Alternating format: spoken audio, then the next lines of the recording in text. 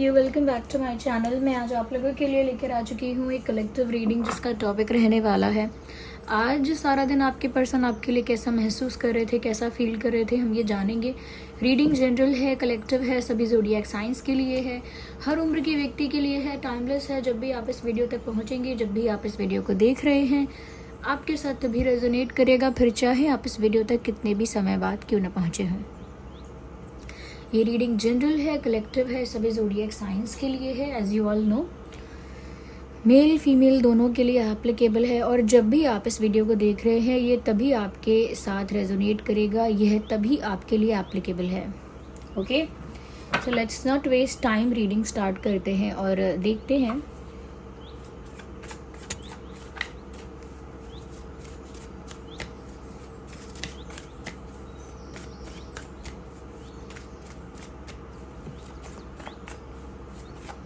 कि आज के दिन वह आपके लिए कैसा महसूस कर रहे थे, या आज के दिन कैसा फील किया है आपके लिए।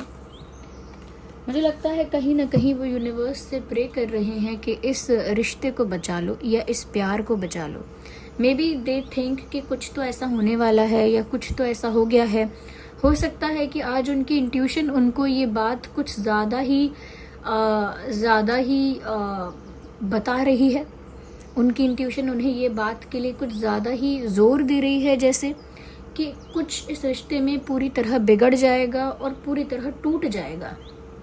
तो अपनी इंट्यूशन के सिग्नल और साइन की वजह से ही एक डर भी है इनके अंदर कि ये सच भी हो सकता है, सच में भी ये पॉसिबल है कि कुछ पूरी तरह बिखर जाए, कुछ पूरी तरह टूट जाए और ख़त्म हो जाए। तो इस रिश्ते को प्रिजर्व करने के लिए, प्रोटेक्ट करने के लिए वो दुआ जैसे कर रहे हैं, जैसे प्रे कर रहे हैं इस रिश्ते को प्रोटेक्ट करने के लिए, संभालने के लिए।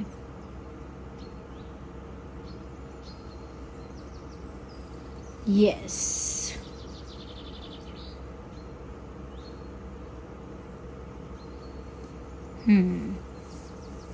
यहाँ पर ऐसा भी लगता है व्यूअर्स के जैसे कहीं ना कहीं ये प्रे ज़्यादा इसीलिए कर रहे हैं, इनका जो डिपेंडेंस है वो सिर्फ यूनिवर्स पर सिर्फ इसीलिए ज़्यादा है क्योंकि इनके कंट्रोल में इस समय ज़्यादा कुछ है नहीं।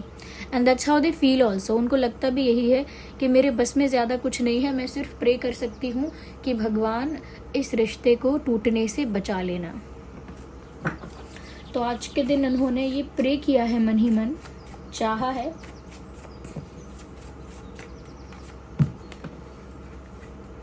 उन्होंने कहीं ना कहीं मन ही मन आज ये भी चाहा है कि आप उन्हें माफ़ कर दो, क्योंकि ये सॉरी फील कर रहे हैं, आज भी सॉरी फील कर रहे हैं।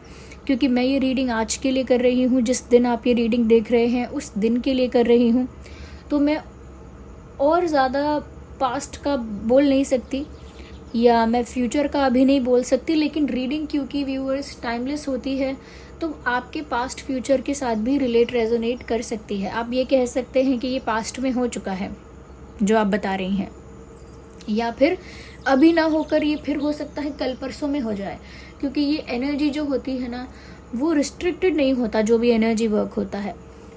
ओके, तो यहाँ पर कहीं ना कहीं ये सॉरी फील कर रहे हैं, अपनी गलती रियलाइज़ कर रहे हैं या कर रही हैं। अगर फीमेल हैं तो कर रही हैं, उसी के हिसाब से आप अप्लाई कीजिएगा मैसेजेस।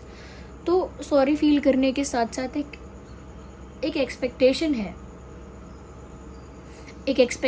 है, एक इच्छा है कि आप जो हैं वो इन्हें माफ़ कर दें, आप जो हैं वो इन्हें माफ़ कर दें। इनसे जो भी भूल हुई है, इनकी नादानी, इनका बचपना, इनकी स्टुपिडिटी समझकर आप इन्हें फॉरगिव करें, ऐसा ये मन ही मन कामना कर रहे हैं आज के दिन, या कर रही हैं।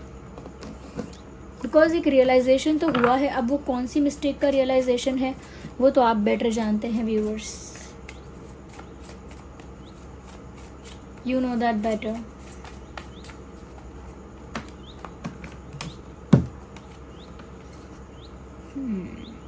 कहीं ना कहीं व्यूअर्स उन्हें रियलाइज़ हो गया है कि आपकी वैल्यू क्या है और उनकी खुद की क्या पोजीशन है। हो सकता है पहले बहुत सुपीरियॉरिटी कॉम्प्लेक्स होने की वजह से, बहुत ज़्यादा ईगो या एटीट्यूड होने की वजह से उन्होंने आपको वो इम्पोर्टेंस दी ही नहीं जो आप डिज़र्व करते थे। जो ट्रीटमेंट, जो रिस्पेक्ट और जैसा बिहेवियर आप डिज़र्व करते थे वैसा आपको नहीं दिया, क्योंकि सारा ऑब्सेशन खुद के साथ कर लिया, खुद को लेकर ऑब्सेस हो गए, सेल्फ इम्पोर्टेंस में, सेल्फ ऑब्सेशन में, या कहीं ना कहीं सुपीरियॉरिटी में इतना खो गए कि अपने आप को ही महत्व दिया, और उस समय आपको भी महत्व देना है ये बात उन्होंने मिस कर दी, या कह सकते हैं कि ये बात वो भूल गए या भूल गई। और अब उनको, जैसे कहते हैं ना, यूनिवर्स ने उनको उनकी जगह दिखाई है कि तेरी क्या जगह है या तुम्हारी क्या जगह है, पहले ये देखो। दूसरे से अपने आप को कंपेयर करके खुद को सुपीरियर समझने से पहले तुम रियलिटी देख लो कि तुम एक्चुअल में किस पोजीशन में हो। क्या तुम एक स्ट्रॉन्गर पोजीशन में हो? क्या तुम एक पावरफुल पोजीशन में हो? क्या वैल्यू है तुम्हारी? कितना रिस्पेक्ट कमांड कर रहे हो? क्या क्या किया है तुमने? कैसा बिहेवियर रहा है तुम्हारा? कैसे डिसीजंस रहे हैं? उसके बेसिस पे क्या तुम्हारे अंदर इतनी सुपीरियॉरिटी है? तो कहीं ना कहीं कहते हैं ना कि ऊपर वाले की लाठी जब चलती है तो उसमें आवाज़ नहीं होती। बिल्कुल वैसे ही यूनिवर्स ने जैसे इनको इनके कर्मा का रियलाइजेशन करवाया है कि इन्होंने ईगो में, सुपीरियॉरिटी में उस चीज़ की वैल्यू नहीं की जिसकी करनी थी, यानी कि आपकी। ओके, तो अगर हम साधारण भाषा में कहेंगे तो इंसान को उसकी जगह दिखाना, इंसान को उसकी औकात दिखाना, ऐसा कहते हैं लोग। लेकिन ये भाषा बहुत हार्श है, लेकिन इस भाषा में इस तरह ताना दिया जाता है कि अब आपको आपकी जगह समझ आई कि आपकी क्या वैल्यू है और आपने दिमाग में बना कितनी रखी है। और जितनी भी बनाई हो दिमाग में आपने अपनी वैल्यू बनाई है, कोई दिक्कत नहीं है। लेकिन जब आप दूसरे की वैल्यू कम समझने लगते हैं, दूसरे को वो इम्पोर्टेंस, वो रिस्पेक्ट नहीं देते हैं क्योंकि आपको लगता है आप कुछ ज़्यादा ही बड़े और महान हैं, तो फिर वहाँ पर ईगो का जो प्रॉब्लम है वो आता है। और यूनिवर्स जो है वो इंसान का ईगो तोड़ने के लिए ही कहीं ना कहीं ईगो एग्जिस्ट करता है। देखिए, ईगो की एग्जिस्टेंस का मतलब ही यही है कि कोई आपका ईगो तोड़ेगा। अगर कोई भी इंसान घमंड करता है तो आप समझ लीजिए कि घमंड का अब रिजल्ट ही यही है कि इसे कोई तोड़ने के लिए आएगा या कोई तोड़ेगा, कोई परिस्थिति तोड़ देगी। ओके, या फिर कोई इंसान बहुत ज़्यादा कह सकते हैं कि किसी से दबता नहीं है, बिल्कुल भी किसी के आगे झुकता नहीं है, तो ये समझ जाइए कि कोई समय ऐसा आएगा उसे झुकना भी पड़ेगा, तो वो समय भी यूनिवर्स लेकर आएंगे। ओके, तो आज उनको ये रियलाइजेशन हुआ है कि उनकी एक्चुअल वैल्यू क्या है। सॉरी जैसे नियम होते हैं तो लोग कहते हैं ना बातों बातों में कि नियम तो टूटने के लिए ही बनते हैं। खैर वो तो एक मजाक की बात है, लेकिन जब नियम बनता है तो उसका मतलब ये है कि कभी ना कभी, कहीं ना कहीं कोई उसे तोड़ेगा। तो ये एक ऐसी चीज़ें हैं जो बहुत चैलेंजिंग हो जाती हैं कि इंसान किसी के आगे झुकता नहीं है। तो क्या यूनिवर्स को चैलेंज कर रहा है कि मैं किसी के आगे झुकूंगा नहीं? झुकना पड़ेगा। अपने बच्चे भी झुका सकते हैं इंसान को। जब बच्चे अगर अपनी पर आ जाते हैं ज़िद पर, या कभी कभी इंसान का प्रेम ही इंसान को झुका देता है, वो कैसे नहीं झुकेगा? या इंसान की मजबूरियाँ, परिस्थितियाँ इंसान को झुका देती हैं, तब सारा घमंड टूट जाता है। जब इंसान अपने आप को बहुत सुपीरियर समझता है तो फिर यूनिवर्स कुछ ऐसी सिचुएशंस उसकी लाइफ में लेकर आते हैं कि कोई ना कोई आता है, उसे रिजेक्ट करता है, इंसल्ट करता है, डिसरिस्पेक्ट करता है, और उसको समझ में आ जाता है कि उसकी वैल्यू, उसकी सुपीरियॉरिटी कुछ है ही नहीं। तो उसको भी घमंड दिखाने के लिए जवाब मिलता है। तो वो ईंट का जवाब पत्थर से ज़रूर दिया जाता है, और यूनिवर्स इन सब चीज़ों का आंसर इस तरह से ही करते हैं। तो इसीलिए कोई घमंड कर रहा है तो ये ना सोचे कि कभी टिका रहेगा, ऐसे ही उनका घमंड टिका रहेगा। तो ये आज कहीं ना कहीं इनका घमंड टूटा है, ऐसा भी कह सकते हैं, और ये काम यूनिवर्स ने आपके लिए किया है। So say thank you to the universe. जिन पर भी आपका विश्वास है, जिस भी फॉर्म ऑफ गॉड पर आपका बिलीव है, आप उन्हें थैंक यू लिख सकते हैं, कमेंट्स में लिखिए, या सिर्फ अपने मन से या मुंह से केवल बोलिए, बट थैंक्स पहुंच जाना चाहिए। ओके, कैसे भी करिए, चाहे डायरी में लिख लीजिए, कमेंट बॉक्स में लिख लीजिए, या मुंह से बोल दीजिए, मन में बोल दीजिए, लेकिन आपका धन्यवाद पहुंचना चाहिए यूनिवर्स तक। ओके, देखिए प्रेयर का मैसेज यहाँ अब आया है, जबकि स्टार्टिंग में ही मैंने ये बात कह दी थी कि इन्होंने आज प्रे किया है इस रिश्ते को प्रोटेक्ट करने के लिए, किसी की जान को बचाने के लिए प्रोटेक्ट करते हैं, कभी अपने आप को फेल होने से बचाने के लिए प्रे करते हैं, और कभी कभी कुछ रिश्तों को टूटने से बचाने के लिए प्रे करते हैं। I think they have done that, उन्होंने भी प्रे किया है।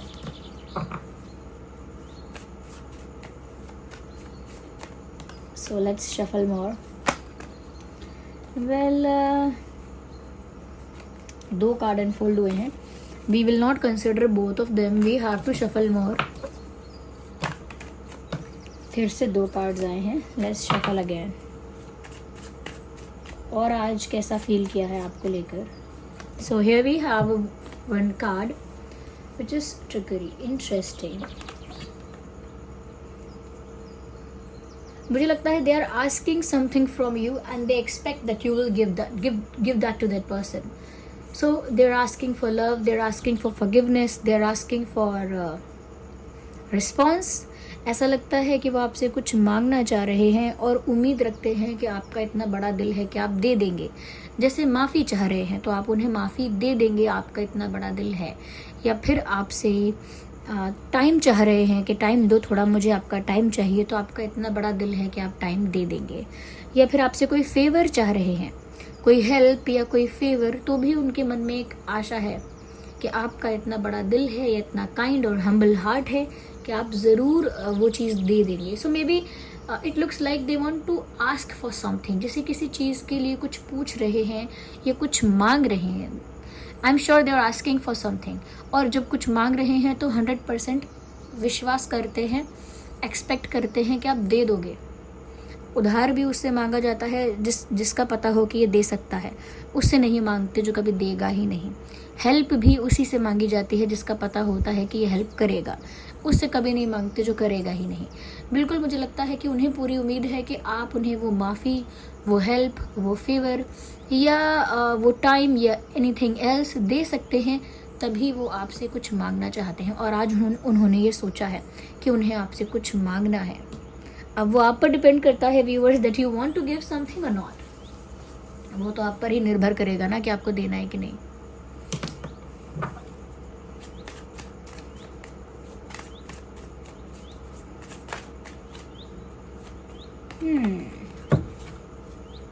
इनसिक्योरिटी. तो पहले एक सुपीरियोरिटी कॉम्प्लेक्स था, लेकिन अब जो उन्हें उनकी वैल्यू रियलाइज़ हुई है, उनको समझ में आया है कि उनकी जगह कोई और भी ले सकता है.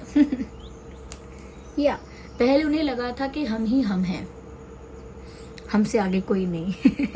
चाहे वो मेल हो या फीमेल हो, दे थॉट दैट वे. उन्होंने सोचा होगा शायद ऐसा, खुद को महत्व देते हुए. लेकिन जब यूनिवर्स ने उनको उनकी जगह दिखाई है, उनको उनकी वैल्यू समझाई है, तो उनको समझ में आया है कि उनकी जगह कोई और भी ले सकता है. There could be anyone. कोई और भी हो सकता है जो इनसे अच्छा आपको ट्रीट करेगा, इनसे अच्छा आपको प्यार करे, इनसे अच्छा आपको रिस्पेक्ट करे. तो कोई और इनकी जगह ले सकता है. इनको ही समझ में आ गया है ये वन एंड ओनली पीस नहीं है वर्ल्ड में. अपने आप को इतना बड़ा दिखाना, इतना सुपीरियर दिखाना शायद बंद कर देंगे या कर देंगी. या let's see with some charms. Well, we have some charms here. इसमें पहले कुछ अल्फ़ाबेट्स हैं. हो सकता है आपके या उनके नाम में ये अल्फ़ाबेट्स हों.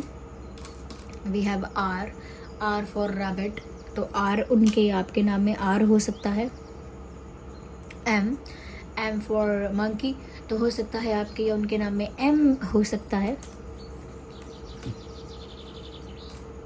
O for owl. तो O भी हो सकता है आप लोगों के नाम में. P for parrot. तो P हो सकता है आप लोगों के नाम में. If you can C, P हो सकता है आप लोगों के नाम में. And A for apple. ये भी हो सकता है आपके या उनके नाम में. Okay. With the last alphabet L for lion. तो ये L हो सकता है आपके या उनके नाम में. तो ये कुछ अल्फ़ाबेट्स हैं जो नाम को दर्शाते हैं. ये नाम में हो सकते हैं. ओके.